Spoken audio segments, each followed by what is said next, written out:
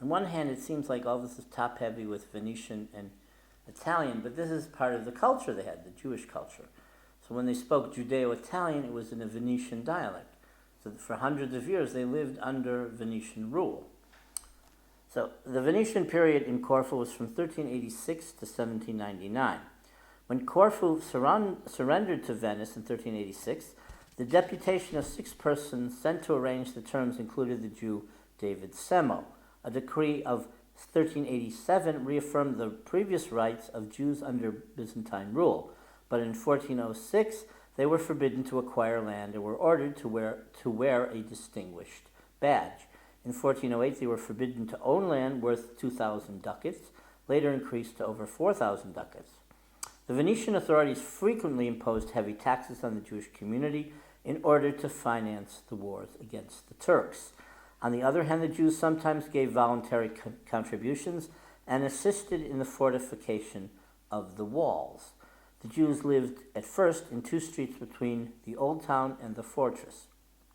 When this area was included in the new fortifications, they were scattered for a while throughout the city, but in 1622 they were confined to a ghetto. Despite these restrictions, the Venetian authorities were more liberal toward the Jews of Corfu than they were toward the Jews of Venice itself. During the 16th century, there were 2 congregations in Corfu, that of the Romaniotes, who preserved the ancient Byzantine rite, known as Minhag Corfu, and that of the Italians. In the course of time, the Italian community was enlarged by Jews from Apulia, Spanish exiles, Portuguese Marranos, and Ashkenazim, who ultimately adopted the Sephardic rite. Sephardic rabbinical authority and political advisor Don Isaac Abravanel was in Corfu for a very short time, and I think he wrote a commentary on the Book of the Prophets. Relations between the 2 communities did not always run smoothly. The Romaniot community enjoyed special privileges and objected to the right of permanent residence being granted to the Italian Jews. Between 1662 and 1664, all Jews of Corfu received equal status. Each of the communities had their 2 overseers, called the Syndiki, 2 kashrut supervisors, and 2 parnasim. In 1563, the traveler Elijah of Pizarro reported that the Italians constituted the majority of the Jewish colony in Corfu. They imposed their language on all the Jews of the island, most of whom spoke the Apulian dialect interlaced with Greek words.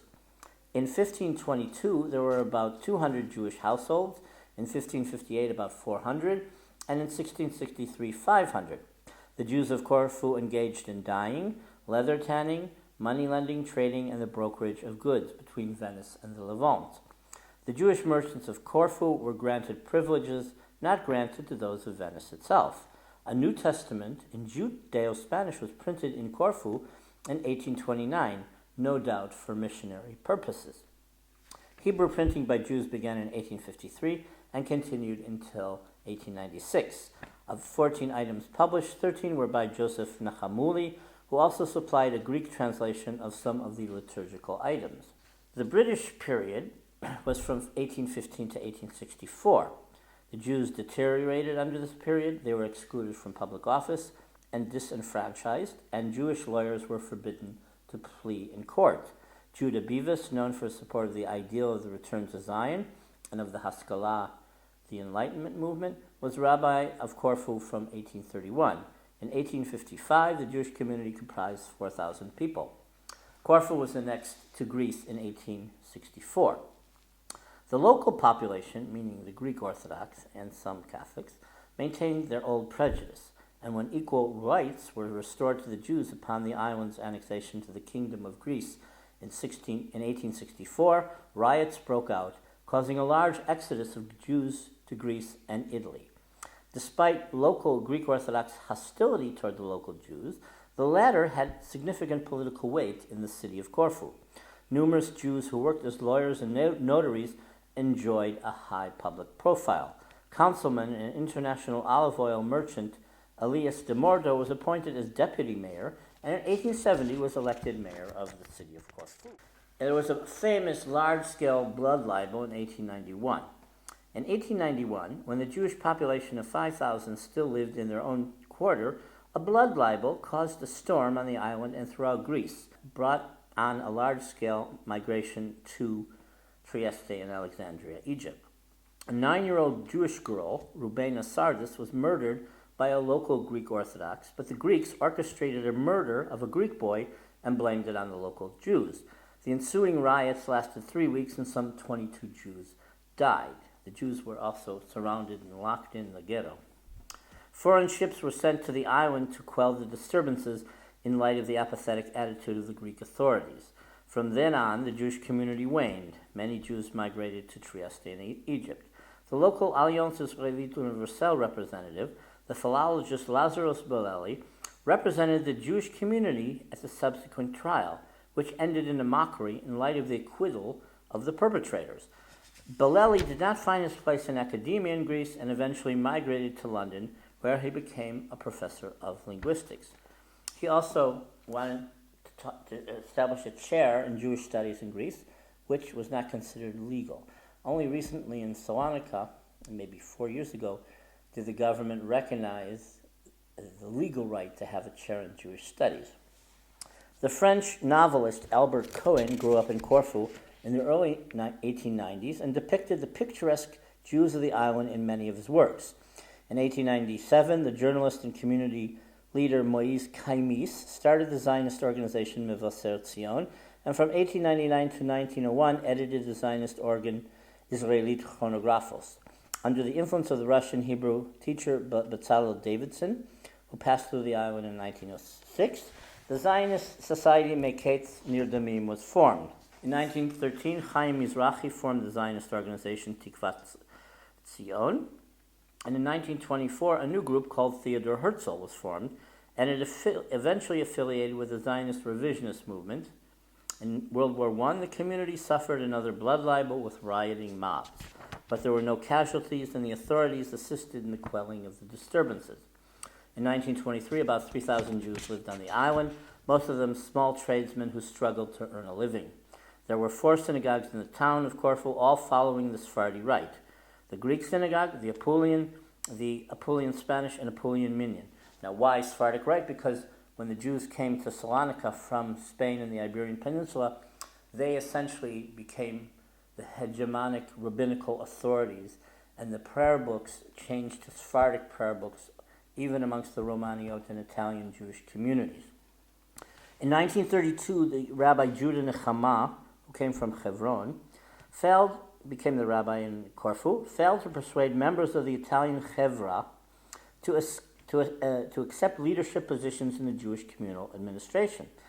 Since they refused to accept the authority of the Greek Chevra, the Supreme Court in Athens ruled that each Chevra would remain separate from the communal organization. On the eve of World War II, the community numbered 2,000. Now, before Nechama, the chief rabbi of Corfu was an Ashkenazi Rabbi Abraham Schreiber, who was the grandson of the famous rabbi of Presburg, the Chatam Sofer. He was much more liberal, though. In 1915, Chief Rabbi Schreiber, assisted by teacher Moises Kaimis, founded an evening school for the needy Jewish pupils to whom the community offered free meals. His efforts succeeded, and the number of pupils who attended rose from 30 to 230. In 1925, Rabbi Schreiber founded a rabbinical school. I don't know why they left, but eventually during the war period, they fled to Urbini, Italy, and survived there during the Holocaust, and then they came to Jerusalem. Prominent Jews of Corfiot origin: 18th century Rabbi Menachem Vivante and his descendants. He also was a famous rabbi in Trieste.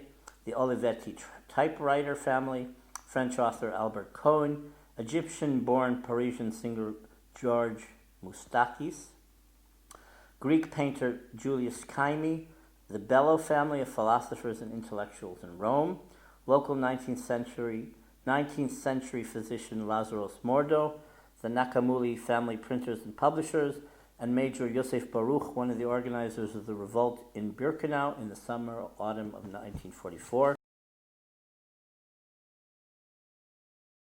Today, the only synagogue left is the Scola Greca which is one of the Romaniot synagogues. There were two Romaniot synagogues and two Apulian ones. One was Apulian Spanish and one was an Apulian Minyan. You have a picture of the gate of the cemetery. During the occupation by the Italians, 1941 to 43, there was relative quiet. The Germans occupied the island on the 27th of September 1943. On June 14th, 1944, 1,800 Jews were deported to Auschwitz. Before that, they had been arrested on June 6th. They were imprisoned in the fortress, and then they were sent to the Haidari camp in Athens and then deported. On June 10, 1944, 4 days after the bombing of Normandy, with the end of the war in sight, the Jews of Corfu were rounded up to be deported off the island. First, they were imprisoned in the old Venetian fort in dank or dark, cramped quarters. When they were sent off the island in small boats, the final destination being Auschwitz-Birkenau.